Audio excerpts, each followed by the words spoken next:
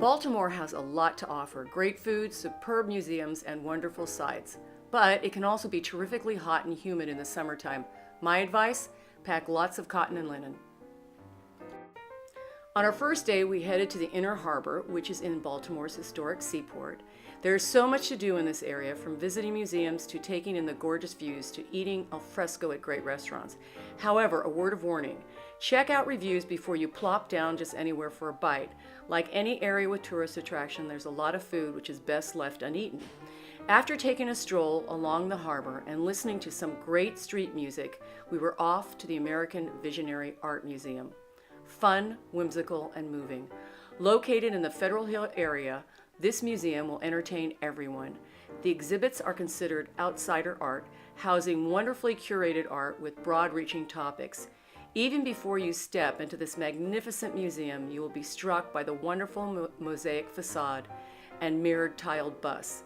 Plan on spending a good part of your day here and then relax in the restaurant bar on the top floor. Dining was an absolute pleasure in Baltimore. Our first of many meals was close to the Inner Harbor. We ate at Cinghiale. The menu is filled with wonderful seafood dishes, pastas, salads, and antipasti. You will most likely eat plenty of crab cakes on your visit to Baltimore, so experiment with the chef's tasting menu for other delectables from this outstanding restaurant. And speaking of crab cakes, Faidley Seafood, located in the Lexington Food Market, has some of the best. The portions are large and the prices are inexpensive. You will be entertained by some banners fastened to the walls while you chow down on your delicious crab cakes. My favorite reads, "If Lexington Market were in LA, we'd charge twice as much and I'd have my own show on cable." Back to the harbor, we caught one of the many water taxis that took us to historic Fort McHenry, which is best known for its role in the War of 1812.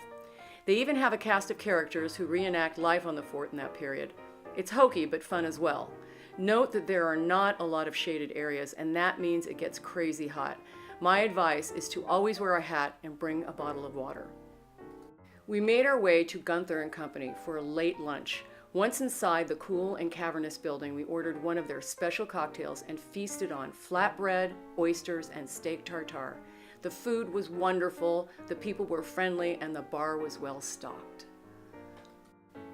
The museums here, like the ones in DC, are free and spectacular.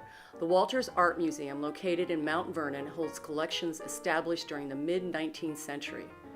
And just a few feet away is the Washington Monument of Baltimore, where you can climb the 227 steps to the top for a grand view of the city.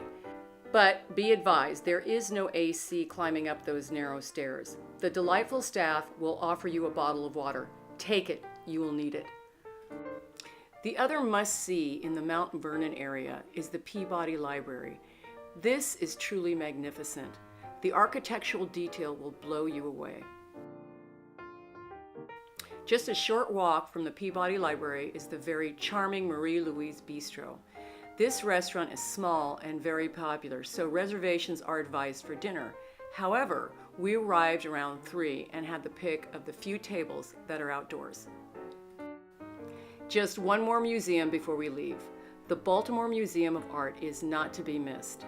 You can linger through the many rooms which house Picassos, Monets, Cézannes, Van Goghs, Rodins, and so much more. And here's the best part: there are no crowds, so take your time and appreciate the splendor of these incredible masterpieces. Goodbye, Baltimore, until we meet again. I have to catch a train to New York. Eat well, laugh a lot, and travel chic.